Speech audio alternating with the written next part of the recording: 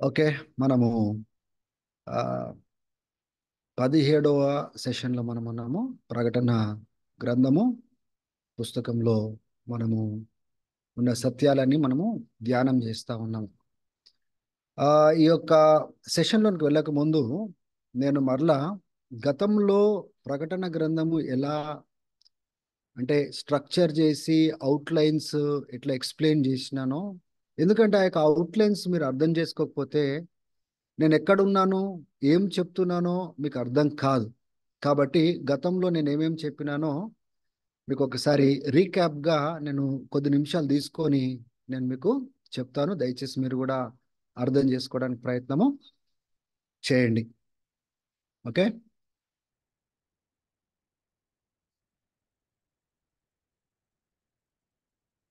So, దేవుడు ఆ యొక్క ప్రత్యక్షతను అనుగ్రహిస్తూ మొట్టమొదటిగా యోహాన్ భక్తుని చెప్పిన మాటలేంటిదంటే, మొదటి 3 అధ్యాయాల్లో అంటే ఒక ప్రవచనం ఉంది. ఇప్పుడు ఏం జరుగుతున్నది? భవిష్యత్తులో ఏం జరగబోతుందో రాయమని దేవుడు మాట్లాడినాడు. ఇప్పుడు ఏం జరుగుతుంది అనే విషయము ఆ 7 సంఘాలకు 7 పత్రికలు రాసినప్పుడు చాలా ఆ మొదటి 3 అధ్యాయాలలో మనకు స్పష్టంగా మనకు అర్థమైపోతుంది. ఆ సంఘాల పరిస్థితి ఏంటిది? ఆ సంఘాన్ని దేవుడు ఎలా చూస్తున్నాడు? సంఘాల దగ్గర ఏం ఆశిస్తున్నాడు? ఆయన ఆలోచన ఏంటిది? ఆయన తలంపులు ఏంటిదో 7 సంఘాలకు ఆ దినాల్లో, ఆ కాలంలో ఏముందో, సో వాట్ ఈస్ నౌ, ఆ కాలంలో ఏముందో అది రాయమని దేవుడు చూసినవి బయలుపరిచినవి రాయమని చెప్పినాడు. తర్వాత ఏది జరగబోతుంది, భవిష్యత్తులో జరగబోతుంది, ఫ్యూచర్లో జరగబోతుందో వాటిని కూడా రాయమని దేవుడు ఆ మొదటి అధ్యాయంలో ప్రత్యక్షత ఇచ్చేటప్పుడు చెప్పినాడు. కాబట్టి మొదటి 3 అధ్యాయాలు ఆ దినాలలో సంఘము ఎలాగుంది, ఏం జరుగుతుందో 3 అధ్యాయాలలో మనము చూస్తాము. 4వ అధ్యాయం నుంచి చివరి అధ్యాయం వరకు భవిష్యత్తులో ఏం జరగబోతుందో మనం చూస్తాం. అంటే 4వ అధ్యాయం నుంచి 22వ అధ్యాయం వరకు ప్రకటన గ్రంథము ఫ్యూచర్లో ఏం జరగబోతుందో అవన్నీ బయలుపరిచినాడు. కానీ ఆ ఫ్యూచర్లో ఏం జరగబోతుందో క్లియర్గా మనకు అర్థం చేసుకోవాలంటే 2 భాగాలను చాలా స్పష్టంగా మనం అర్థం చేసుకోవాలి. అంటే మొదటి భాగంలో దేవుడు ఆయన రాకడకు ముందు ఏమేమి జరుగుతాయని బయలుపరిచినాడు. ఫ్యూచర్లో జరగబోయే వాటిలో ఆయన రాకడ వరకు ఏమేం జరుగుతాయో, తర్వాత రాకడ తర్వాత ఏం జరుగుతుందో అనేది ఈ 4వ అధ్యాయం నుంచి 22వ అధ్యాయం వరకు ఈ 2 భాగాలను మనం చూస్తాం. ఈ యొక్క రాకడ వరకు ఏమేమి జరగాలనేది 3 సీక్వెన్స్లలో దేవుడు ఆ యొక్క 4వ అధ్యాయం నుంచి మనకు 19వ అధ్యాయం వరకు 3 భాగాలుగా 3 ఎపిసోడ్స్ లాగా ఏమేమి జరగబోతుంది అని రాకడకు ముందు ఆయన బయలుపరిచినాడు. తర్వాత 20వ అధ్యాయం నుంచి 22వ అధ్యాయం వరకు ఆ యొక్క రాకడ తర్వాత దేవుడు ఫ్యూచర్లో ఏం చేయబోతున్నాడో, ఫ్యూచర్ ఏం కాబోతుందో అక్కడ ప్రత్యక్షపరిచినాడు. కాబట్టి యేసు ప్రభు వచ్చే వరకు, అంటే ముందు ఏం జరగబోతుందో 4వ అధ్యాయం నుంచి మనకు 19వ అధ్యాయం వరకు 3 సీక్వెన్సెస్ మనకు ప్రకటన గ్రంథంలో మనకు కనబడుతుంది. మొదటి సీక్వెన్స్ ఎక్కడ స్టార్ట్ అవుతుందంటే 6వ అధ్యాయం నుంచి 11వ అధ్యాయం వరకు మొదటి సీక్వెన్స్ మనం చూస్తాము. అంటే ఎక్కడ ప్రారంభమవుతుంది?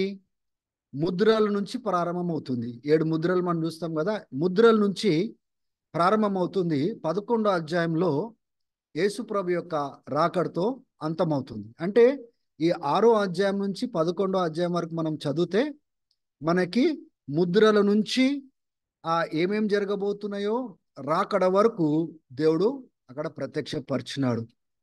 మరలా రెండో సీక్వెన్స్ మనకి ఎక్కడ కనబడుతుందంటే 12వ అధ్యాయం నుంచి 14వ అధ్యాయం వరకు. ఎండింగ్ కూడా 14వ అధ్యాయంలో యేసుప్రభు రాకడతోనే అవుతుంది. కానీ ప్రారంభం మాత్రం ఎక్కడవుతుందంటే దేవుడు ఇశ్రాయేల్ యొక్క చరిత్ర, ఆ స్త్రీకి పుట్టబోయే ఆ యొక్క ఇస్రాయల్ దేశం అన్నమాట. పుట్టబోయే కుమారుడు తన యొక్క సింహాసనం వైపున ఆయన ఎత్తబడతాడని యేసు ప్రభు గురించి రాయబడింది. అంటే చరిత్రలో ఇస్రాయల్ దేశం నుంచి ఆ యొక్క స్త్రీ నుంచి ఏ రీతిగా యేసు ప్రభు రాబోతున్నాడో, పుట్టబోతున్నాడో, ఏం జరగబోతుందో ఆ యొక్క సీక్వెన్స్ ఎక్కడి వరకు వెళ్తా ఉందంటే ప్రభు యొక్క రాకడ వరకు వెళ్తుంది. అది 12వ అధ్యాయం నుంచి 14వ అధ్యాయం వరకు అది ఎండ్ అవుతుంది. ప్రభు యొక్క రాకడు ఇది రెండో సీక్వెన్స్ అన్నమాట. తర్వాత మూడో సీక్వెన్స్ ఎక్కడ స్టార్ట్ అవుతుందంటే 15వ అధ్యాయం నుంచి 19వ అధ్యాయం వరకు. అంటే చివరి తెగుళ్ళు, బోలాలు, 7 బోలాలు జడ్జ్మెంట్. దేవుడు ఆయన రాకడకు ముందు ఆయన ఆ తీర్పును తీర్చబోతున్నాడు. ఆ యొక్క జడ్జ్మెంట్ ఇవ్వబోతా ఉన్నాడు. తెగుళ్ళు, 7 తెగుళ్ళు, భయంకరమైన తెగుళ్ళు భూమి పైన ఆయన కుమ్మరించబోతున్నాడు. ఆ తెగుళ్ళతో మొదలై క్రీస్తు యొక్క రాకడ వరకు 19వ అధ్యాయం వరకు రాకడ వరకు కనబడతా ఉంది. మనకు అనుకోవచ్చు ఒకటే సీక్వెన్స్ లో దేవుడు ఆయన రాకడకు ముందు ఏమేం జరుగుతుందో అన్ని ఇయ్యచ్చు కదా, ఈ 3 సీక్వెన్స్లు ప్రకటన గ్రంథంలో ఎందుకు ఉంచినాడు అనే ఆలోచన మీకు రావచ్చు. అదే ప్రశ్న మనము మత్తయి సువార్త, మార్కు సువార్త, లూకా సువార్త, యోహాన్ సువార్తలో కూడా వేసుకోవచ్చు కదా.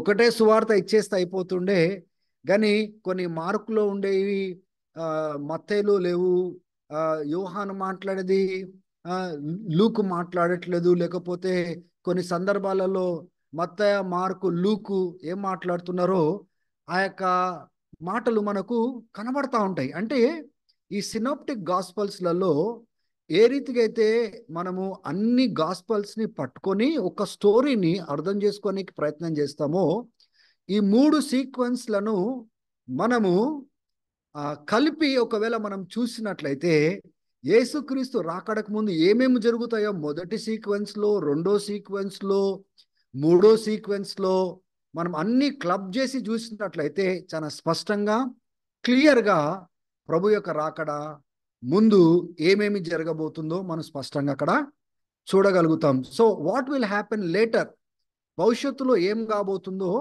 3 ప్రత్యేకమైన సీక్వెన్స్లు మనకు దేవుడు యోహాన్ భక్తునికి ప్రత్యక్షపరిచినాడు.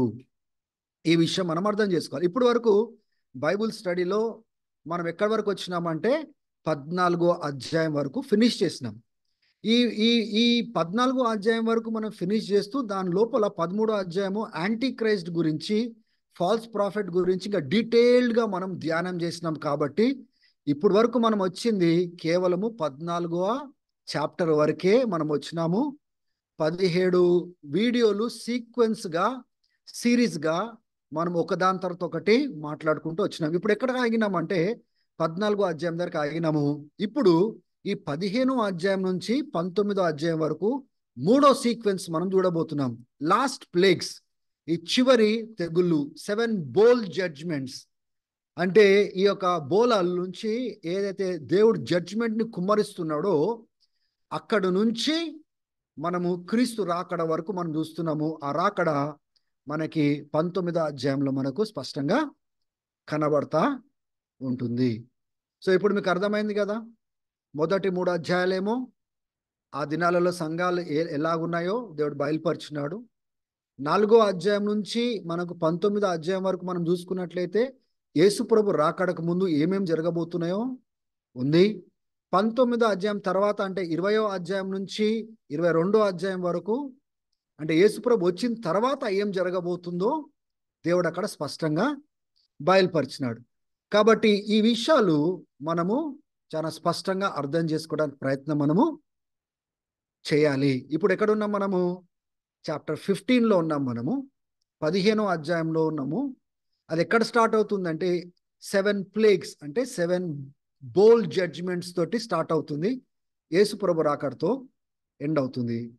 సో ఇంతకుముందు నేను చెప్పాను కదా, యేసుప్రభు రాకడ వరకు ఏం జరగబోతుందో 3 సీక్వెన్స్లు మనం చూస్తున్నాము. యేసుప్రభు వచ్చిపోయిన తర్వాత చాప్టర్స్లలో ఏం జరగబోతుందో అది మన తర్వాత భవిష్యత్తులో నెక్స్ట్ సెషన్స్లలో మనము చూసుకోబోతున్నాము. 20th చాప్టర్లో, 21st చాప్టర్లో, 22వ అధ్యాయాలలో యేసుప్రభు వచ్చిన తర్వాత ఏం జరగబోతుంది అనే సంగతిని అక్కడ దేవుడు స్పష్టపరిచినాడు. ఇప్పటికి మాత్రము 15వ అధ్యాయం నుంచి 19వ అధ్యాయం వరకు మూడో సీక్వెన్స్లో మనం ఉన్నాము. క్రీస్తు యొక్క రాకడకు ముందు ఏమేం జరగబోతుంది అన్న రాకడ వరకు మనము చూసుకోబోతున్నాము. దయచేసి మీ బైబిల్ గ్రంథంలో చాలా స్పష్టంగా ఏవైతే బయలుపరచబడ్డాయో మనం జాగ్రత్తగా అర్థం చేసుకోవడానికి మనము ప్రయత్నము చేద్దాం. ప్రకటన గ్రంథము ఈ 15వ అధ్యాయం మనం వచ్చినట్లయితే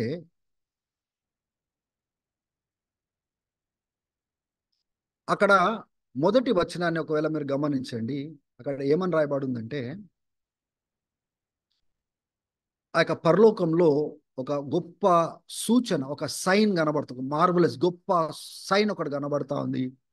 ఏంటిదంటే 7 దూతలకు 7 తెగుళ్ళు ఇవ్వబడినట్లుగా మనం చూస్తున్నాము. ఆ తెగుళ్ళు అయిపోయిన తర్వాత దేవుని యొక్క ఉగ్రత భక్తిహీనుల పైన, అంటే దేవుని విసర్జించిన వారు, దేవుని తృణీకరించిన వారు, దేవునికి విరుద్ధంగా బ్రతికిన వారు, ఆ దేవుని మార్గంలో నడవకుండా అవిధేయులుగా బ్రతికిన వారు, ఆ మృగాన్ని వెంబడించిన వారు, ఆ అంత్యక్రీస్తును, ఆ యొక్క సిస్టమ్ను వెంబడించిన వారు, దేవుడు ఆయన యొక్క ఉగ్రతను చూపించబోతున్నాడు ఈ 7 తెగులు ద్వారా. దీని ద్వారా దేవుని యొక్క ఉగ్రత కంప్లీట్ అయిపోతుంది. గత సెషన్స్ మనం గమనించినట్లయితే ముద్రల గురించి నేను చెప్పినాను కదా. 6వ ముద్ర విప్పినప్పుడు దేవుని యొక్క గొర్రెపిల్ల యొక్క ఉగ్రత స్టార్ట్ అవుతుంది. ఈ 7 ఈ బోల్ జడ్జ్మెంట్స్ ద్వారా ఆ యొక్క ఉగ్రత కంప్లీట్ అవుతుంది. మధ్యలో 7 బూరలు ఉన్నాయి. అంటే మీరన్నీ క్లబ్ చేసి మీకు కరెక్ట్గా మీకు అర్థం చేసుకోనికి ప్రయత్నం చేస్తే సీక్వెన్స్ ఎలా ఉంటుందంటే 7 ముద్రలు, తర్వాత 7 బూరలు, దాని తర్వాత 7 తెగుళ్ళు. అప్పుడు దేవుని యొక్క ఉగ్రత కంప్లీట్ అవుతుందన్న సంగతిని మనం గ్రహించాలి. ఆ పరలోకంలో అక్కడ 15వ అధ్యాయంలో మనం చూసినట్లయితే అక్కడ ఏముంది,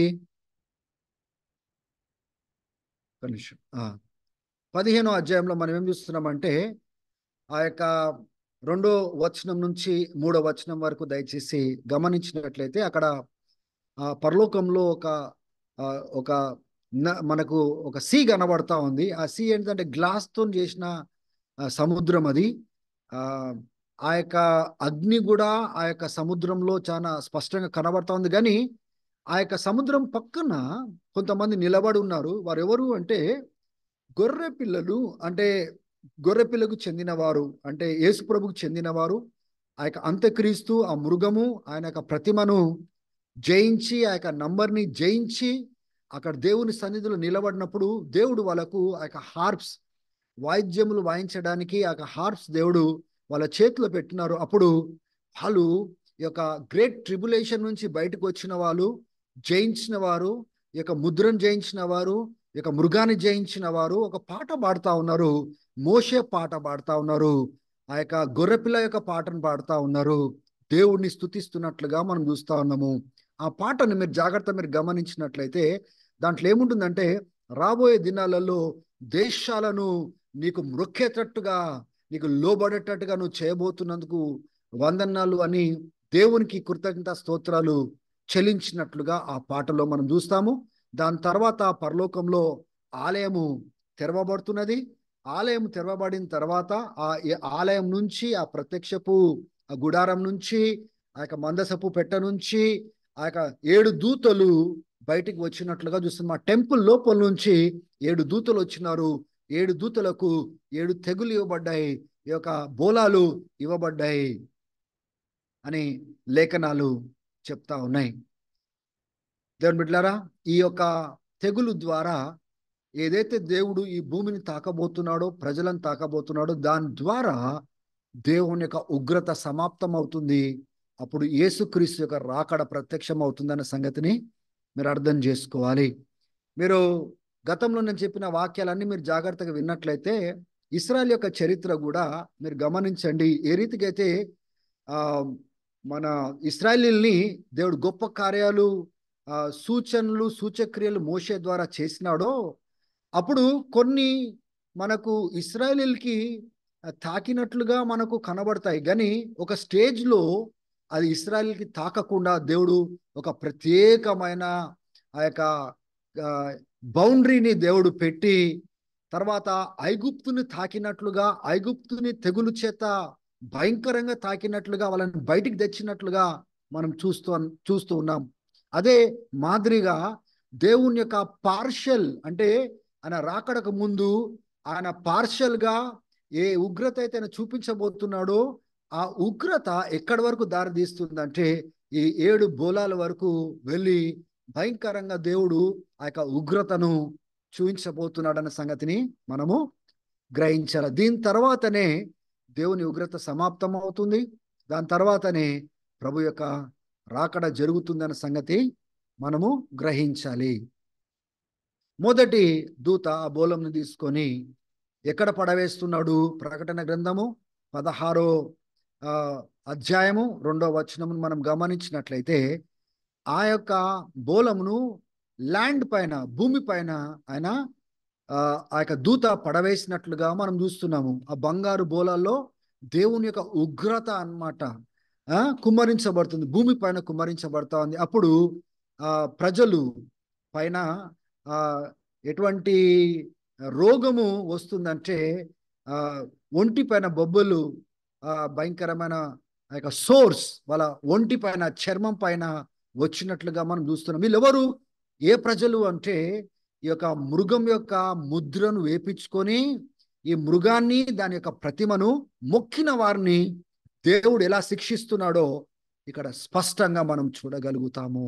మొదటి దూత ఆ యొక్క బోలంను విసిరినప్పుడు ఈ భయంకరమైన తెగులు ఆ యొక్క ముద్రను వేపించుకున్న వారి పైన వచ్చినట్లుగా చూస్తున్నాం. రెండో దూత ఆ యొక్క బోలమును ఎక్కడ కుమ్మరిస్తున్నాడు అంటే సముద్రం పైన కుమ్మరిస్తా ఉన్నాడు. సముద్రం పైన కుమ్మరించినప్పుడు ఏం జరుగుతుంది? సముద్రము రక్తవర్ణంగా మార్చబడతా ఉన్నది. అప్పుడు సముద్రంలో ఏవేవైతే ఉన్నాయో అవన్నీ మరణించినట్లుగా లేఖనాలలో మనము చూస్తూ ఉన్నాము. Everything is dead. ఎప్పుడైతే ఆ యొక్క బోలం నుంచి ఆ యొక్క ఉగ్రత కుమ్మరించబడిందో రక్తవర్ణంగా మార్చబడి అన్ని చనిపోయినట్లుగా 16వ అధ్యాయము 3వ వచనంలో మనము చూస్తా ఉన్నాము. ఇప్పుడు మూడో దూత ఆ యొక్క బోలంను కుమ్మరించినప్పుడు ఎక్కడ కుమ్మరిస్తున్నాడు? రివర్స్ పైన, నదుల పైన, నీటి ఊట పైన. అవి కూడా రక్తవర్ణంగా మార్చబడినాయి. అప్పుడు ఈ యొక్క రివర్స్ పైన, లేకపోతే ఈ నదుల పైన ఏ దూతలనైతే దేవుడు ఇన్ఛార్జ్గా పెట్టినాడో ఒక దూత దేవుణ్ణి స్తుతిస్తున్నట్లుగా, ఆరాధిస్తున్నట్లుగా ఈ 5వ వచనంలో మనం చూడొచ్చు. నువ్వు పరిశుద్ధుడివి, నువ్వు సత్యవంతుడవి, నువ్వు ఉన్నవాడవు, నువ్వు గొప్పవాడివి అని ఆ స్తుతి మాటలు పలుకుతూ, ఇక చూడు, ఏ ప్రజలైతే నీ యొక్క బిడ్డల యొక్క రక్తమును చిందించినారో, నీ ప్రవక్తలను చంపినారో వాళ్ళకు రక్తము తాగడానికి ఈ నీటిని నువ్వు రక్తంగా మార్చినావు గనుక నువ్వు యోగ్యుడివి అని సెలవిస్తున్నట్లుగా మనం చూస్తున్నాం. అంటే ఇప్పుడు దీని ముందు ఏం జరిగి ఉండొచ్చు అని మనం గ్రహిస్తున్నామంటే ఆ యొక్క గ్రేట్ ట్రిబులేషన్లో దానికంటే ముందు ఎంతో మంది హతసాక్షులు చంపబడ్డారు, రక్తము చిందించబడింది. కానీ దేవుని యొక్క ఉగ్రత ప్రారంభమైనప్పుడు దేవుడు ఆ నీటిని రక్తంగా మార్చి ఏం చేస్తా ఉన్నాడు? రక్తము తాగడానికి వాళ్ళకి. ఎందుకు అంటే దేవుని బిడ్డల యొక్క రక్తము, ప్రవక్తల రక్తాన్ని వారు చిందించినారు, హతసాక్షులు చేసినారు, వాళ్ళని చంపినారు గనుక దేవుడు తన యొక్క తీర్పును ఆ రీతిగా చూపిస్తున్నట్లుగా మనం చూస్తున్నాం. 4వ యొక్క దూత ఆ యొక్క బోలాన్ని కుమ్మరించినాడు. ఎక్కడ కుమ్మరించినాడు అంటే సూర్యుడి పైన కుమ్మరించినాడు. అప్పుడు సూర్యుడు తన యొక్క వేడి ఎన్నో రేట్లుగా పెంచబడి చాలా భయంకరంగా ఆ వేడి చేత వాళ్ళు కాల్చబడినట్లుగా. ఎవరు వాళ్ళు అంటే ఎవరు అంటే దేవుని తృణీకరించిన వారు, దేవుని విశ్వసించని వారు, దేవుని మార్గంలో నడవని వారు, ముద్రను వేపించుకొని ఆ మృగాన్ని, అంత్యక్రీస్తును వెంబడించిన వారు, వాళ్ళు వాళ్ళు వాళ్ళు ఆ యొక్క తెగుల్ని అనుభవించినట్లుగా మనము చూస్తా ఉన్నాము. ఏ దేవుడైతే ఈ యొక్క తెగులు పైన అధికారం కలిగినాడో ఆ యొక్క దేవుడిని వాళ్ళు శపిస్తున్నట్లుగా మనం చూస్తా ఉన్నాము. అదే కాకుండా అంత దేవుడు చేస్తున్నప్పటికీ ఆ చివరి భాగంలో మీరు చూడండి, అంత దేవుడు గొప్ప శక్తిని కుమ్మరిస్తున్నప్పటికీ వారు పశ్చాత్తాపపడలేదు, దేవునికి మహిమ చెల్లించలేదు. వాళ్ళు తిరుగుబడినట్లుగా, దేవుని తృణీకరించినట్లుగా మనం చూస్తూ ఉంటున్నాము. అయినప్పటికీ వాళ్ళు దేవునికి మహిమ చెల్లించలేదని చూస్తున్నాం.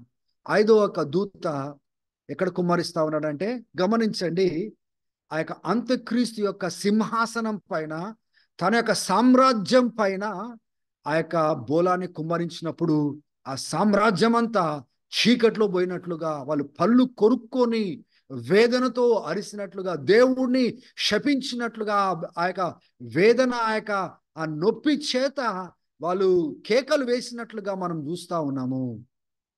దేవుని బిడ్డలారా, అంత్యక్రీస్తు యొక్క సామ్రాజ్యాన్ని దేవుడు తాకబోతున్నాడు, ఆ యొక్క సింహాసనాన్ని తాకబోతున్నాడు. అయినప్పటికీ కూడా వాళ్ళు పశ్చాత్తాపపడలేదు, వాళ్ళు చేసిన తప్పులను ఒప్పుకోలేదు అని, they refuse to repent of what they had done. ఏదైతే వాళ్ళు చేసినారో దాని విషయంలో వాళ్ళు పశ్చాత్తాపపడలేదు అని లేఖనాలు చెప్తా వచ్చినాయి. ఆరో యొక్క దూత ఆ యొక్క బోలాన్ని ఎక్కడ కుమ్మరిస్తున్నాడంటే, యూఫరేటిస్ నది దగ్గర కుమ్మరిస్తా ఉంటున్నాడు. అప్పుడు ఏమవుతుందంటే, ఆ యూఫరేటిస్ నది నీళ్ళన్నీ ఎండిపోయి పొడి అయిన నేలగా అది తయారు కాబోతా ఉంది. ఆరో దూత ఆ యొక్క బోలాన్ని కుమ్మరించినప్పుడు జరగబోతుంది. అప్పుడు తూర్పు నుంచి రాజులు అక్కడ చేరబోతున్నారు. అప్పుడు ఏం జరగబోతుంది అంట, ఆ యొక్క 4 అపవిత్రమైన ఆత్మలు, దురాత్మలు ఆ యొక్క ఘట సర్పం నోట్లోంచి, ఆ యొక్క యాంటీక్రైస్ట్ బీస్ట్ నోట్లోంచి, తర్వాత ఫాల్స్ ప్రాఫెట్ నోట్లోంచి 3 దురాత్మలు వెళ్ళి ఎన్నో గొప్ప సూచనలు, సూచక్రియలు వాళ్ళు చేయబోతున్నారు. ఈ రాజులను మోసం చేసి, ఆ యొక్క పోగు చేసి, యేసుక్రీస్తుకు విరుద్ధంగా యుద్ధము చేయడానికి, పోగు చేయడానికి సూచనలు, సూచక్రియలు చేసి, ఆ యొక్క యూఫ్రటీస్ నది దగ్గర నుంచి ముందుకి ఇశ్రాయేల్ దేశం దగ్గరికి తీసుకొని రావడానికి 3 దురాత్మలు బయలుదేరినట్లుగా మనం చూస్తా ఉన్నాం. అంటే ఆ దినాలలో ఏ సూచక్రియలు అయితే జరగబోతున్నాయో, ఏ సూచనలు అయితే ఈ యాంటీ క్రైస్ట్ కానీ, ఫాల్స్ ప్రాఫెట్ కానీ, ఈ సాతాన్ శక్తితోని వాళ్ళు కదలబోతున్నారో, అవన్నీ ఆ దురాత్మలు చేయబోతున్నాయన్న సంగతిని మనం అర్థం చేసుకోవాలి. ఈ ఆరో యొక్క దూత ఆ బోలాన్ని యూఫ్రటీస్ నది మీద కుమ్మరించినప్పుడు అది ఎండిపోబోతున్నది. తూర్పు నుంచి రాజులు పోగు పడబోతున్నారు, యుద్ధానికి వాళ్ళు సిద్ధపడబోతున్నారు. యేసు అయితే రాబోతున్నాడో, మహిమతో రాబోతున్నాడో, దూతలతో రాబోతున్నాడో, ఆ గొర్రె పిల్లకు వ్యతిరేకంగా వీళ్ళందరూ యాంటీక్రైస్ట్ ద్వారా, ఈ అబద్ధ ప్రవక్త ద్వారా వీళ్ళందరూ పోగు చేయబడి యుద్ధం కోసం సిద్ధపడతారు. ఇప్పటి వరకు మనము 6 దూతలు ఆ బోలాన్ని కుమ్మరించినప్పుడు ఏం జరిగిందో మనం చూస్తున్నాం. కానీ ఇక్కడ మధ్యలో ఒక హెచ్చరిక విశ్వాసులకు ఇస్తున్నాడు. ఎందుకు ఇస్తున్నాడు కూడా మనం ఆలోచన చేయాలి. చూడండి, ఏమని హెచ్చరిక ఇస్తున్నాడు. అదే 16వ అధ్యాయంలో 6వ యొక్క బోలం కుమ్మరించబడిన తర్వాత ఒక హెచ్చరిక ఇస్తున్నాడు. ఇగో చూడు, నేను దొంగ వలె వస్తున్నాను. ఎవరైతే మెలకుగా ఉంటాడో వాడు ఆశీర్వదించబడినవాడు. తన యొక్క ఒకవేళ నేను దొంగవలాగా వచ్చినప్పుడు వాళ్ళు దిగంబరులుగా అయిపోయేసి, వాళ్ళు సిగ్గుకరంగా అందరికి కనబడకుండా వాళ్ళు సిద్ధపడాలి అన్నట్లుగా మాట్లాడుతున్నాడు. ఎవరైతే సిద్ధంగా ఉండి దిగంబరులు కాకుండా తాము సిద్ధపరచుకుంటారో వాళ్ళు ధన్యులు అని చెప్తా. ఇగో నేను దొంగ వలె వస్తున్నాను. అర్థం చేసుకోండి, ఇప్పుడు వరకు యేసు ప్రభు 6 బోలాలు వేసిన తర్వాత కూడా అని ఇంకా రాలేదు. ఈ విషయాన్ని గమనించుకోవాలా. Still he says I will come like a thief. నేను దొంగ వలె రాబోతున్నాను. కానీ ఎవరైతే సిద్ధంగా ఉన్నారో వాళ్ళు దీవించబడిన వారు, మెలకుగా ఉన్నారో వాళ్ళు దీవించబడిన వారు, దిగంబరులు కాకుండా ఉన్నవారు ఉన్నారో వాళ్ళు ధన్యులు అని దేవుడు సెలవిస్తున్నాడు. గమనించండి, అప్పటికి యేసు ప్రభు ఇంకా రాలేదు, మహిమతోని రాలేదు. ఇటువైపున చూస్తే యాంటీ క్రైస్ట్, ఫాల్స్ ప్రాఫెట్ ఏ తెగులు అయితే వస్తున్నాయో అవి తట్టుకోలేక ఆ యొక్క రాజులను పోగు చేసి యుద్ధానికి యూఫ్రేటిస్ నది దగ్గరికి వాళ్ళు సన్నాహాలు చేస్తున్నట్లుగా మనకు కనబడతా ఉన్నాయి. అదే విషయము 16వ అధ్యాయము 16వ వచనంలో కూడా అక్కడ ప్రత్యక్షపరచబడ్డాయి. Then they gathered the kings together to the place called ఆర్మగెదెన్. ఆర్మగెదెన్ అనే ప్రాంతంలోనికి ఆ యూఫ్రేటిస్ నది దాటి వాళ్ళు యుద్ధానికి రాబోతున్నారు. అందుకోసమే ఆర్మగెదెన్ యుద్ధము జరగబోతుంది. ఆయన రాకడ్లో ఈ యుద్ధము జరగబోతుంది. ఆ యుద్ధము చేసి దేవుడు ఆయన రాజ్యాన్ని ఈ భూమి పైన స్థాపిస్తాడని లేఖనాలు చెప్తున్నాయన్న సంగతిని మనము గ్రహించాలి. ఇప్పటి వరకు మనం ఏం చూస్తున్నాము? 6 బోలాలు మాత్రమే కుమ్మరించబడ్డాయి. 6 దూతలు 6 బోలాన్ని కుమ్మరించినట్లుగా చూస్తున్నాం. ఇప్పుడు 7వ దూత 7వ బోలాన్ని ఆ యొక్క ఉగ్రతను దేవుని యొక్క తెగుల్ని కుమ్మరించినప్పుడు అది ఎక్కడ కుమ్మరిస్తున్నాడు? 16వ అధ్యాయము 17వ వచనం నుంచి 21వ వచనం వరకు చూసుకున్నట్లయితే ఆ యొక్క ఎయిర్లో గాలిలో విసిరినట్లుగా మనం చూస్తున్నాము. అప్పుడు ఆలయం నుంచి ఒక స్వరము, ఆ యొక్క సింహాసనం దగ్గర నుంచి ఒక స్వరము వినబడుతోంది, సమాప్తము ఆయను అని. It is done, it is finished అని, డన్ అని ఒక స్వరము వినబడుతుంది. గొప్ప ఉరుములు, మెరుపులు, శబ్దాలు, భయంకరమైన భూకంపము. భూమి సృష్టించబడినప్పటి నుంచి అటువంటి భూకంపం రాలే. 19వ వచనంని మీరు జాగ్రత్తగా గమనించండి. ఒక పట్టణం అంట, గొప్ప పట్టణం అని రాయబడతా ఉంది. అది 3 ముక్కలుగా చేయబడిందంట ఆ భూకంపం ద్వారా. దాంతో పాటు వేరే పట్టణాలు కూడా అవి కూలిపోయినట్లుగా మనం చూస్తా ఉన్నాము. ఈ గొప్ప పట్టణం ఏంటిది? వేరే పట్టణాలు ఏంటిది? వేరే పట్టణాలు అంటే మనం అర్థం చేసుకోవచ్చు. కానీ ఈ great city that split into 3 parts, ఈ యొక్క గొప్ప పట్టణము 3 భాగాలుగా విరగొట్టబడ్డాయి కదా. అది ఏం పట్టణము? కింద అంటున్నాడు చూడండి, God remembered Babylon the great. ఈ బాబిలోను అనే మహా పట్టణము అది 3 ముక్కలుగా చేయబడినట్లుగా దేవుడు తన యొక్క ఉగ్రతను ఆ యొక్క పట్టణం పైన చూపించినట్లుగా చూస్తున్నాము. తర్వాత ప్రతి ఐలాండ్, ద్వీపము అవి కదిలిపోయినట్లుగా, కొండలు కదిలిపోయినట్లుగా భయంకరమైన ఏంటిదండి మన హేల్ స్టోన్స్, వడగండ్లు. ఆ వడగండ్ల యొక్క బరువు ఇంచుమించు 45 కిలోల నుంచి 50 కిలోల బరువు కలిగిన వడగండ్లు భూమి పైన దేవుడు కుమ్మరించబోతున్నాడు. 100 పౌండ్స్ అంటే ఒక 100 పౌండ్లు ఎన్ని కిలోలు? ఇంచుమించు 45 కిలోల నుంచి 50 కిలోల వరకు ఉంటుంది. అది అంటే ఒక్కొక్క వడగండ్లు ఒక్కటి అంత సైజ్ తోటి మనుషుల పైన కుమ్మరించబడబోతున్నది. వాళ్ళు దేవుని శపిస్తారు.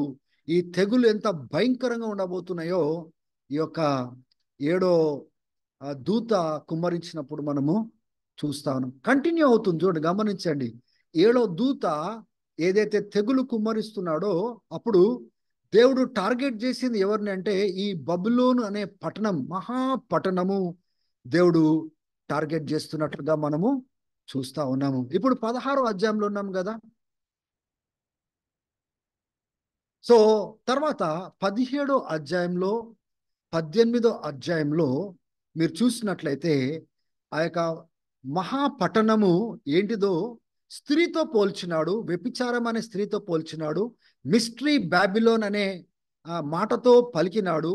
ఈ యొక్క స్త్రీ దేనిపైన సవారు చేస్తున్నట్లుగా మనం చూస్తున్నామంటే ఈ వ్యభిచారంతో కూడిన ఈ యొక్క స్త్రీ, ఈ యొక్క పట్టణము ఆ యొక్క మృగము పైన, అంటే అంతక్రీస్తు ఏ యొక్క సామ్రాజ్యం అయితే తేబోతున్నాడో దానిపైన అది ప్రయాణము చేసినట్లుగా కూర్చొని ప్రయాణము చేసినట్లుగా మనం చూస్తున్నాం. అంటే దాని అర్థం ఏంటిదంటే ఈ మహాపట్టణము యాంటీ క్రైస్ట్ యొక్క సామ్రాజ్యము చివరి దినాలలో అవి కలవబోతున్నాయి. గనుక దేవుడు ఆ అంత్యక్రీస్తు యొక్క సామ్రాజ్యాన్ని దాకినాడు.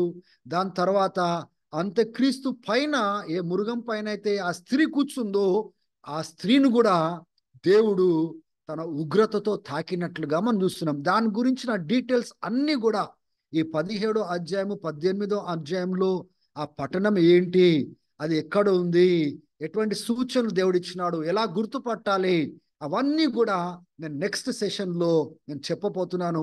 అప్పటి వరకు దయచేసి వేచి ఉండండి. ఏడో యొక్క దూత ఆ యొక్క బోలాన్ని కుమ్మరించినప్పుడు గొప్ప భూకంపం వచ్చింది. ఈ మహాపట్టణము 3 ముక్కలుగా చీల్చబడింది. ఎప్పుడు కూడా అటువంటి భూకంపం రాలేదు. దేవుడు ఈ యొక్క బబులోన్ దేశమును, అంటే బబులోన్ అని పిలువబడుతున్న ఆ మహాపట్టణమును జ్ఞాపకం తెచ్చుకున్నాడు, ఆ యొక్క శిక్షించినాడు అని లేఖనాలు చెప్తా ఉన్నాయి. దేవుని బిడ్డలారా, ఇప్పుడు మనం ఎక్కడి వరకు వచ్చినామంటే, ఏడో ఒక దూత బోలాను కుమ్మరించినప్పుడు దేవుడు దేన్ని తాకబోతున్నాడో మనం చూస్తున్నాము. దాని తర్వాతనే 19వ అధ్యాయానికి మనం వచ్చినట్లయితే, అక్కడ మొదటి కొన్ని వచనాలు మీరు గమనించండి. గొర్రె పిల్ల యొక్క, అంటే పెళ్లి కుమార్తె వలె దేవుని బిడ్డలందరూ పెళ్లి కోసము, ఆ గొర్రె పిల్ల యొక్క వివాహం కోసము సిద్ధపడుతున్నట్లుగా, రెడీగా ఉన్నట్లుగా మనం చూస్తున్నాం. అప్పటికి యేసుప్రభు రాకడ రాలేదు. వాళ్ళకు తెల్లటి వస్త్రాలు ఇవ్వబడినట్లుగా, ఆ యొక్క తెల్లటి వస్త్రాలు, లెనిన్ క్లోత్స్, నీతికి, పరిశుద్ధులకు, నీతి క్రియలకు సాదృశ్యంగా ఉన్నట్లుగా మనము చూస్తున్నాం. బహుశా ఇది ఆల్రెడీ క్రీస్తు కోసము చనిపోయిన వాళ్ళు ఉండొచ్చు, లేకపోతే, కానీ ఇక్కడ మాత్రం ఒక్కటి మాత్రం స్పష్టంగా అర్థం చేసుకోవాలా, the wedding of the lamb has come, దగ్గరకు వచ్చింది. ఆ యొక్క పెళ్లి కుమార్తె తాను సిద్ధపరచుకొని రెడీగా ఉంది అని చూస్తున్నాం. అంతనే, అదొక్కటి అర్థం చేసుకోవాలి. దాని తర్వాతనే మనము చూస్తాము యేసుక్రీస్తు యొక్క రెండో రాకడని మనము చూస్తాము. ఆ పరలోకం తెరవబడి అక్కడ తెల్లటి గుర్రం పైన సవారీ చేస్తూ యేసు ప్రభు వస్తున్నట్లుగా మనం చూస్తున్నాము. ఆయన నమ్మకస్తుడు, నిజమైన వాడని, సత్యవంతుడని అక్కడ పలకబడింది. ఆయన న్యాయముతో ఆయన జడ్జిమెంట్ చేస్తాడు, ఆయన యుద్ధము చేస్తాడు. దేవుని బిడ్డలారా, మొదటి రాకడ యేసు ప్రభు మన కోసము ప్రాణం పెట్టడానికి వచ్చినాడు. రెండో రాకడ ఆయన ఉగ్రతను ఈ భూమి పైన చూపించడానికి ఆయన వస్తున్నాడు. కానీ తన బిడ్డలను పైకి ఆయన తీసుకొని ఆయన క్షేమంగా ఉంచబోతున్నాడు. దేవుని బిడ్డలారా, కానీ ఏ భక్తిహీనులైతే ఉన్నారో వాళ్ళను భయంకరంగా శిక్షిస్తూ, దేవుని బిడ్డలను ఒకవైపున కాపాడుతూ, వీళ్ళని శిక్షిస్తూ ఆయన వచ్చినప్పుడు మన మహిమలోనికి తీసుకొని వెళ్ళబోతున్నాడని వేరే లేఖనాల్లో మనము చూస్తా ఉన్నాం. మన న్యాయముతో ఆయన జడ్జి చేయబోతున్నాడు, తీర్పు తీరబోతున్నాడు, యుద్ధము చేయబోతున్నాడు. ఆయన కండ్లు నిగనిగా మెరుస్తున్న అగ్ని వలె మనకు కనబడతా ఉన్నాయి. తన తలపైన ఎన్నో కిరీటాలు కనబడతా ఉన్నాయి. ఆయన యొక్క వస్త్రము ఆ యొక్క రక్తంలో తడపబడినట్లుగా మనం చూస్తున్నాము.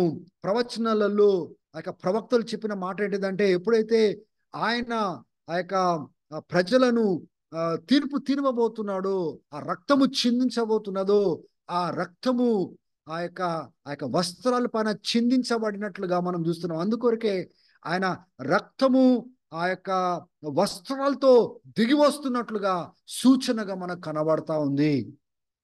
ఆయన పేరు దేవుని వాక్కు అని పిలువబడతాడు యేసు ప్రభు. ఆయన సైన్యములు పరలోకం నుంచి ఆయనను వెంబడిస్తారు. తెల్లటి గుర్రాల పైన తెల్లటి వస్త్రాలు వేసుకొని, శుద్ధమైన వస్త్రాలు వేసుకొని వాళ్ళు వెంబడిస్తారు. ఆ సైన్యము దిగి వస్తున్నట్లుగా మనం చూస్తున్నాం. ప్రభు వచ్చినప్పుడు దేవుని బిడ్డలారా, మొట్టమొదటిగా చనిపోయిన వాళ్ళు లెగుస్తారు, తర్వాత సజీవులు లేపబడతారు. దాని తర్వాత ఆయన వాళ్ళని వెంట పెట్టుకొని వస్తాడని మనం చూస్తున్నాం కదా. 1000 ఏళ్ళు పరిపాలన ఆయన చేస్తాడని మనం చూస్తున్నాం కదా. వాళ్ళని వెంట పెట్టుకొని ఆ సైన్యంతోని ఆయన దిగుతూ ఆయన ఏం చేస్తాడంటే, ఆ యొక్క యాంటీ క్రైస్ట్ ని ఆయన తాకబోతున్నాడు. ఆయన నోట్లోంచి ఖడ్గము ఆ దేశాలను తీర్పు తీరవబోతా ఉన్నది. ఆయన ఇనుప దండనము చేత పరిపాలించబోతున్నాడు. ఆయన యొక్క వస్త్రం పైన, ఆయన తొడ పైన ఏమని రాయబడి ఉందంటే, రాజులకు రాజు, ప్రభులకు ప్రభు అని. ఈ ప్రకటన గ్రంథం 19వ అధ్యాయము 11వ వచనం నుంచి 16 వచనాలు చూడండి. ఆయన రాకడ గురించి ఎన్నో వాక్యాలు మనము ఎన్నో స్థలాలలో మనం చూస్తున్నాం కదా. వాటిని అన్నిటిని మనం కలిపి చూసినప్పుడు ఆయన మేఘాల పైన రాబోతున్నాడు, మహిమతో రాబోతున్నాడు, దూతల శబ్దంతో రాబోతున్నాడు, పరిశుద్ధులతో రాబోతున్నాడు, సైన్యంతో రాబోతున్నాడు, మహిమతో దిగి రాబోతున్నాడు. ఇవన్నిటినీ మనం క్లబ్ చేసి మనం కరెక్ట్గా అర్థం చేసుకోవాలా. ఆయన వస్తూ ఏం చేయబోతున్నాడు తర్వాత వచనాలలో మనం చూస్తాము. అప్పుడు ఆయన వస్తున్నప్పుడు ఈ మృగం ఏం చేస్తా ఉన్నాడు? Antichrist, false prophet. ఆ యొక్క యూఫ్రటిస్ నదిని ఎండిపోయిన తర్వాత ఆ యొక్క తూర్పు నుంచి రాజులను పోగు చేసి ఆయన యుద్ధానికి తీసుకొని పోతున్నాడు. గమనించాల, చాలా స్పష్టంగా గమనించాల. వాక్యాలలో చాలా స్పష్టంగా రాయబడి ఉంది. 20వ వచనం చూడండి. అప్పుడు ఆ యొక్క మృగము, అంటే మొదటి మృగము, ప్రకటన గ్రంథం 13వ అధ్యాయంలో 2 మృగాలు మనం చూస్తున్నాం కదా. మొదటి మృగం ఏంటిది? క్రీస్తు యొక్క విరోధి, యాంటీ క్రైస్ట్. తర్వాత రెండో మృగం ఏంటిది? Falls profit. దేవుడు ఏం చేస్తున్నాడు? ఆయన యొక్క ప్రకాశత చేత, 2 తెస్సలోనికీయులకు రాసిన పత్రిక 2వ అధ్యాయంలో మనం చూస్తున్నాము, ఆయన ఆగమన ప్రకాశత చేత ఆయన ఆ యొక్క యాంటీ క్రైస్ట్ ని డిస్ట్రాయ్ చేయబోతున్నాడు. ఆయన శిక్షించబోతున్నాడు. నిత్యము మండుచున్న ఒక సల్ఫర్ బర్నింగ్ ఫైర్ లో ఆయన ముందుగానే ఈ ఫాల్స్ ప్రాఫెట్ ని, ఈ అబద్ధ క్రీస్తును అగ్నిగుండంలో వేయబోతున్నాడు. దాని తర్వాతనే 1000 ఏళ్ల పరిపాలన ఆయన ప్రారంభించబోతున్నాడు. దేవుని బిడ్డలారా, ప్రభు యొక్క రాకడలో మీరు చూడండి, ఈ యొక్క అబద్ధ ప్రవక్త, ఈ యాంటీ క్రైస్ట్ పట్టబడి, ఈ అబద్ధ ప్రవక్త కూడా ఎన్నో సూచక్రియలు చేసినాడని, ఆ మృగాన్ని మొక్కిపించినాడని, ఆ మృగం యొక్క ప్రతిమకు మొక్కిపించినాడని లేఖనాలు స్పష్టంగా చెప్తా ఉన్నాయి. ఆయన రాకడలో వెలుగురిని పట్టుకొని ఆయన నిత్యము మండుచున్న అగ్నిలో వేయబోతున్నాడు. అందుకోసమే దేవుని బిడ్డలారా, కొన్ని వాక్యాలు ఇక్కడ ఉంటాయి, కొన్ని వాక్యాలు అక్కడ ఉంటాయి, సువార్తలలో ఉన్నాయి, ఎపిసిల్స్లలో అంటే పత్రికలలో ఉన్నాయి, ఈ ప్రవచన వాక్కులలో ఉన్నాయి, గతంలో దేవుడు ప్రవక్తలకి పాత నిబంధనలు చెప్పిన వాటిలో ఉన్నాయి. వాటి అన్నింటినీ మనం కలిపి చూసినప్పుడు ఆ యొక్క దానియేలు మాట్లాడిన మాటలు కూడా మీరు చూసినట్లయితే 7వ అధ్యాయంలో మనం చూస్తాము, ఎవరు కూడా తాకలేదు కానీ ఆ యొక్క చిన్న కొమ్ము నాశనం చేయబడ్డాడని ఆ మృగం గురించి మాట్లాడబడింది. అంటే దేవుని యొక్క ప్రకాశత చేత ఈయన చెరపట్టబడి, అబద్ధ ప్రవక్త కూడా చెరపట్టబడి నిత్యము మండుచున్న అగ్నిలో వేయబడబోతున్నారు. కంక్లూజన్ మనం వచ్చినాము. ఒకసారి సీక్వెన్స్ ని మనం చూద్దాము. 7 బోలాలు జడ్జ్మెంట్, తీర్పు నుంచి, 7 తెగుళ్ళ నుంచి ప్రభు యొక్క రాకడ వరకు 15వ అధ్యాయం నుంచి 19వ అధ్యాయం వరకు చూసినాము. ఆ సీక్వెన్స్ లో ఏం చూసినాము? 7 final plagues, bowl judgements on earth. ఈ భూమి పైన దేవుడు ఏ రీతిగా ఆ బోలాలు కుమ్మరించి ఉగ్రతను చూపించబోతున్నాడో 7 తెగులు చూసినాం. కానీ 7వ తెగులు అంటే కుమ్మరించినప్పుడు ఆ మహాపట్టణం అనే బబులోను, ఆ వ్యభిచారము చేసిన ఆ బబులోను, ఆ యొక్క పట్టణాన్ని 3 ముక్కలుగా చేసినట్టుగా, తీర్పు తీర్చినట్టుగా, నాశనం చేసినట్లుగా చూస్తున్నాము. అక్కడికి ఆగిపోలేదు. ఈ యొక్క గొప్ప యుద్ధము జరగబోతుంది, ఆర్మగెద్దన్ యుద్ధము. దానికోసం అంత్యక్రీస్తు ఏం చేయబోతున్నాడంటే రాజులను పోగు చేసి ఆ యొక్క యూఫ్రటిస్ నది నుంచి ఆయన తీసుకొని రాబోతున్నాడు. ఆ యొక్క యెరూషలేం వైపున, లేకపోతే ఇశ్రాయేల్ దేశం వైపున ఆయన తీసుకొని రాబోతున్నాడు. వాళ్ళందరూ యెరూషలేమును చుట్టబోతున్నారు. జ్ఞాపకం తెచ్చుకోండి. వాళ్ళు ప్రవేశించబోతున్నారు, లోపలికి ప్రవేశించబోతున్నారు అని మన లేఖనాలలో మనం చూస్తున్నాం కదా. వాళ్ళు లోపలికి రావడమే కాదు, గ్రేట్ ట్రిబులేషన్ గతంలో చేసిందే కాదు, దాని తర్వాత దేవుని యొక్క ఉగ్రత ఇట్లా కుమ్మరించబడ్డమే కాదు, ఇంకా అప్పటికి యేసుప్రభు యొక్క రాకడ రాలేదు. వాళ్ళు రాజులను సిద్ధపరచుకొని యుద్ధానికి ఆర్మగెద్దెన్ అనే ప్రాంతంలోనికి సిద్ధపడతారు. యూట్యూబ్లో ఆర్మగెద్దెన్ అని మీరు కొట్టినట్లయితే ఇస్రాయెల్లో ఆ ప్రాంతం ఇంకా ఇప్పుడు కూడా ఉంది. ఆ వ్యాలీలో ఈ యొక్క సైన్యాలన్నీ నిలబడబోతున్నాయి ఇస్రాయెల్కి వ్యతిరేకంగా. కానీ యేసు ప్రభు ఆ యొక్క మహా మహిమ చేత దిగరాబోతున్నాడు, దూతలతో రాబోతున్నాడు, సైన్యంతో రాబోతున్నాడు, పరిశుద్ధులతో రాబోతున్నాడు, ఆ యొక్క గుర్రం పైన రాబోతున్నాడు, ఆ యొక్క ఆ, ఎన్నో రీతులుగా ప్రధాన దూత శబ్దంతో రాబోతున్నాడు.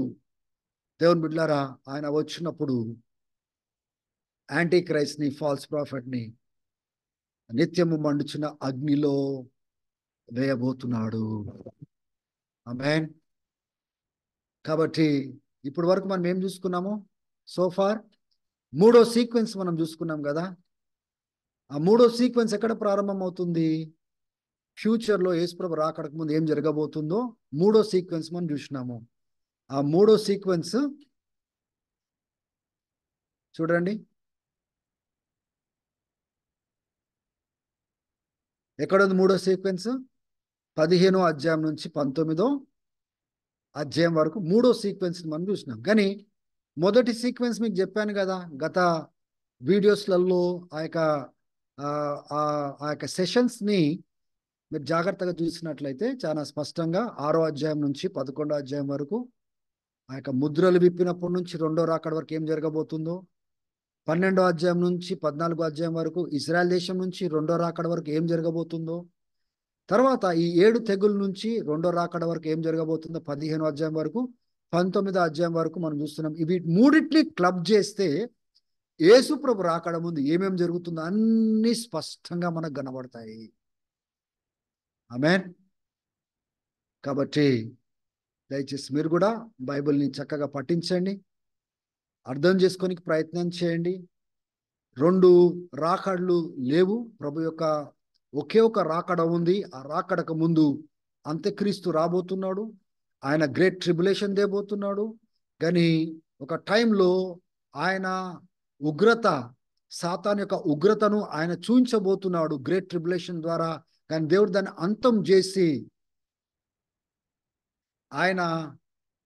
దేవుడు ఆయన ఉగ్రతను చూపించబోతున్నాడు.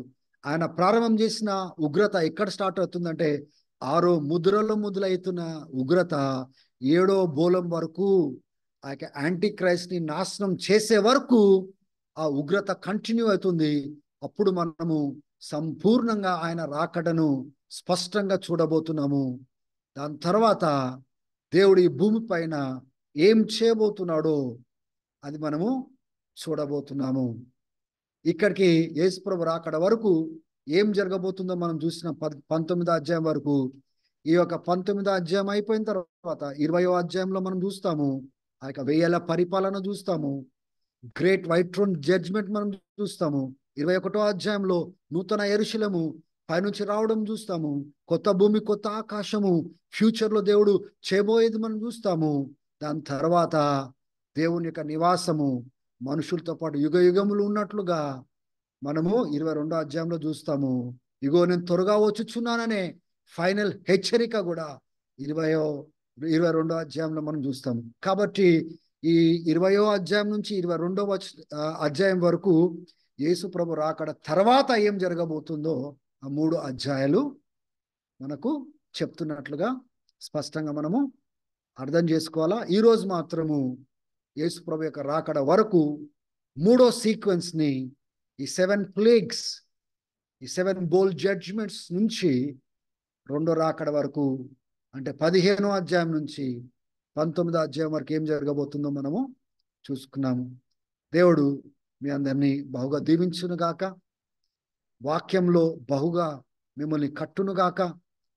దేవుడు స్పష్టంగా తన వాక్యాలు ఏ రీతిగా బయలుపరుస్తున్నాడో అవి అర్థం చేసుకొని దయచేసి మీరందరూ ఆధ్యాత్మికంగా సిద్ధపడాలని, అనేకులు సిద్ధపరచాలని. దేవుని బిడ్డలారా, మహాశ్రమలు, సంఘము ఈ 2000 సంవత్సరాలు ట్రిబులేషన్ గుండా పోయింది. ఆ యొక్క సాతాను వారి యొక్క ఉగ్రతను ఎంతో మంది నాయకుల ద్వారా క్రైస్తవుల్ని హింసించడానికి, చంపడానికి, క్రైస్తత్వమును మటుమాయము చేయడానికి, సంఘాన్ని నాశనం చేయడానికి ఎన్నో ప్రయత్నాలు ఆ అంత్యక్రీస్తు ఆత్మ పనిచేస్తూనే ఉంది. కానీ యోహాన్ భక్తుడు అంటున్నాడు చివరిలో, నా పిల్లలారా చివరి గడియని మీరు ఎరుగుదురు, ఎందుకంటే ఇప్పటికే ఎంతో మంది అంత్యక్రీస్తులు వచ్చినారు, మరొక్కడు రాబోతున్నాడని మీరు ఎరుగుదురు అని చెప్తున్నారు. దేవుని బిడ్డలారా, సంఘము ఎన్నో శ్రమలు గుండా పోయింది. చివరిలో ఇక యాంటీ క్రైస్ట్ ద్వారా, ఫాల్స్ ప్రాఫిట్ ద్వారా భయంకరమైన హింస గుండా పోబోతున్నాడు. సంఘం పోబోతా ఉంది. విశ్వాసం పరీక్షించబడబోతా ఉంది. ఎవరు విశ్వాసం అయితే చివరి వరకు కాపాడుకుంటారో, కడ వరకు కాపాడుకుంటారో వారు రక్షించబడతారని లేఖనాలు చెప్తా ఉన్నాయి. మత్తయి సువార్త 24వ అధ్యాయంలో మనం చూస్తాము. 2 తెస్సలోనిక రాసిన పత్రిక 2వ అధ్యాయంలో మనం ఏం చూస్తున్నామంటే, ప్రభు రాకడ ముందు అనేకులు విశ్వాస భ్రష్టులు అవుతారని. అప్పుడే దాని తర్వాతనే ప్రభు యొక్క రాకడ రాబోతుంది. అంటే అనేకులు ఈ శ్రమలు తట్టుకోలేక, ఇబ్బందులు తట్టుకోలేక, హింసను తట్టుకోలేక ఆ యొక్క క్రీస్తును వదిలే పరిస్థితులు కనబడతాయి. లూకా సువార్త 18వ అధ్యాయంలో కూడా యేసు ప్రభు చాలా స్పష్టంగా చెప్పినారు. ఆ యొక్క ఉపమానం చెప్పిన తర్వాత మనుష్య కుమారుడు ఈ భూమిపైకి వచ్చినప్పుడు విశ్వాసులలో విశ్వాసము కనుగొంటానా అన్నట్టుగా మాట్లాడడం చూస్తున్నాం. అంటే ఆయన రాకడకు ముందు ఎంతో మంది విశ్వాస భ్రష్టులు అవుతారు. చాలా మంది అనుకుంటారు అటువంటి దినాలలో మేము ఉండము, మాకు కాదు, అవి దేవుని ఉగ్రత దినాలు. దేవుని బిడ్డలారా, దేవుని యొక్క ఉగ్రత ఎప్పుడు మనకి ఇశ్రాయేల్ విషయంలో కూడా మనం చూస్తాము. ఐగుప్తు నుంచి బయటికి తెచ్చేటప్పుడు కూడా మనం చూస్తాము. దేవుడు వాళ్ళని కాపాడినాడు, కానీ అప్పటికి బయటికి తేలేదు. ఐగుప్తును తాకుతూ పోయినాడు కానీ ఇశ్రాయేల్ని కాపాడుతూ పోయినాడు. అది ఎగ్జిట్ ప్లాన్, దేవుని యొక్క ఎగ్జిట్ ప్లాన్. అది చివరి దినాల్లో కూడా దేవుడు యొక్క మృగాన్ని తాకబోతున్నాడు, ఆ యొక్క సామ్రాజ్యాన్ని తాకబోతున్నాడు, ఆ రాజులను తాకబోతున్నాడు, భయంకరంగా ప్రజలను తాకబోతున్నాడు. కానీ తన బిడ్డల చుట్టూ ఒక కంచెను ఆయన పెట్టబోతున్నాడు. దాని తర్వాతనే ఎగ్జిట్ ప్లాన్ జరగబోతుంది. క్రీస్తు రాబోతున్నాడు. క్రీస్తు మనల్ని ఆయన దగ్గరికి చేర్చబోతున్నాడు. దేవుని బిడ్డలారా, ఈ యొక్క పరిస్థితులకు మనం భయపడడానికి వీల్లేదు. కానీ ఇటువంటి పరిస్థితులు వచ్చినప్పుడు మనము ఏది ఏమైనా, తినడానికి తిండి ఉన్నా లేకపోయినా, చంపడానికి వచ్చినా, ఎంత భయంకరంగా మనల్ని హింసించినా మన విశ్వాసాన్ని పోగొట్టుకోవడానికి వీల్లేదు. దేవుని బిడ్డలారా, మన విశ్వాసము వెండి కంటే, బంగారం కంటే అమూల్యమైంది. మనమందరము పరీక్షించబడబోతున్నాము. ఒక టైం రాబోతుంది. నువ్వు ఎంత నేర్చుకున్నావో, క్రీస్తు గురించి ఎంత నేర్చుకున్నావో అవన్నీ పరీక్ష పెట్టబడబోతున్నాయి. ఆ పరీక్షలో మనం నెగ్గి నిలబడాలి. ఒక గ్రేట్ ట్రిబులేషన్ టైం దేవుని ఉగ్రత దినాలు కావు, సాతాను యొక్క ఉగ్రత దినాలు. యాంటీ క్రైస్ట్ ద్వారా ఆ యొక్క సాతాను యొక్క ఉగ్రత భక్తిహీనుల వైపున చూపించే దినాలు అవి. అవి అయిన తర్వాత యేసు ప్రభు ఆ గొర్రెపిల్ల యొక్క ఉగ్రత ప్రారంభమవుతుంది. దేవుని బిడ్డలారా, గొర్రెపిల్ల యొక్క ఉగ్రత దేవుని బిడ్డలకు చూపించేది కాదు, ఈ భక్తిహీనులకు చూపించేది. అది 6వ ముద్రలో ప్రారంభమై అది చివరికి ఎక్కడి వరకు పోతుంది? 7 బోలాలు జడ్జ్మెంట్, యాంటీ క్రైస్ట్ ని నాశనం చేసే వరకు ఆ ఉగ్రత కంటిన్యూ అవుతుందన్న సంగతిని మనం గ్రహించాలి. దాని తర్వాతనే రెండో రాకడ జరుగుతుంది. ఇగో నేను త్వరగా వచ్చుచున్నాను అని దేవుడు చెప్తున్నాడు. దొంగ వలె వస్తున్నాను అని చెప్తున్నాడు. దేవుని బిడ్డలారా, ఎవరైతే సిద్ధపడి ఉన్నారో, ఎవరైతే సిద్ధపాటు లేకుండా ఉంటారో వాళ్ళు దిగంబరులుగా ఎక్స్పోజ్ చేయబడతారు. కానీ blessed are those people who are awake. మెలకుగా ఉన్నవారు ధన్యులు, సిద్ధంగా ఉన్నవాళ్ళు ధన్యులు. అటువంటి సిద్ధపాటు దేవుడు మీకు అనుగ్రహించునుగా. ఆ దినాలు వచ్చినప్పుడు ఈ వాక్యాలు జ్ఞాపకం పెట్టుకోండి. అనేకులను సిద్ధపరచండి, మీ కుటుంబాలను సిద్ధపరచండి, అనేకులకు దేవుని యొక్క వాక్యాన్ని వివరించండి, పంచండి, షేర్ చేయండి. తద్వారా అనేకులు దీవించబడినట్లుగా మీరు ఆశీర్వాదకరంగా మారండి. ఏదేమైనప్పటికీ చివరి వరకు మీ విశ్వాసాన్ని కాపాడుకోండి. మీ ప్రతిఫలము మీకు దేవుడు ఇవ్వబోతున్నాడు. ఇగో ప్రతి ఒక్కరికి ఆ ప్రతిఫలం ఇవ్వడానికి నేను వచ్చుచున్నాను, త్వరగా వచ్చుచున్నాను అని చెప్పినాడు. ఎవరి క్రియలు చొప్పున ఆ ప్రతిఫలము అని ఇవ్వబోతున్నాడు. దేవుడు మీ అందరినీ బహుగా దీవించునుగాక. ఆమేన్.